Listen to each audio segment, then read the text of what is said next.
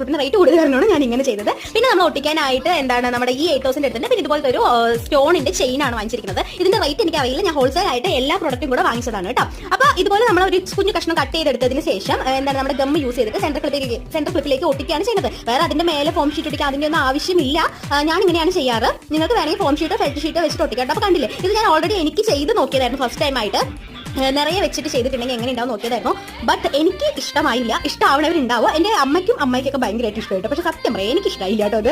അപ്പോൾ അതുകൊണ്ട് തന്നെ ഞാൻ ഇതിനൊരു മേക്ക് ഓവർ കൊടുക്കാം എന്നാണ് വിചാരിക്കുന്നത്. അപ്പം നിങ്ങൾക്കത് ഒരു എന്താ പറയുക കണ്ട് മനസ്സിലാക്കാനും പറ്റുമല്ലോ. ഇങ്ങനെയാണ് ഒട്ടിച്ചു കൊടുക്കുക, ഇങ്ങനെ കട്ട് ചെയ്ത് ഈ ഒരു മോഡൽ കിട്ടുന്നൊക്കെ മനസ്സിലാവുമല്ലോ. അപ്പോൾ അതുകൊണ്ടാണ് ഞാൻ വിചാരിച്ചത് എനിക്ക് ഇത് മേക്ക് ഓവർ ചെയ്യുന്ന സമയത്ത് നിങ്ങൾക്ക് കാണിച്ചു തരാം കേട്ടോ.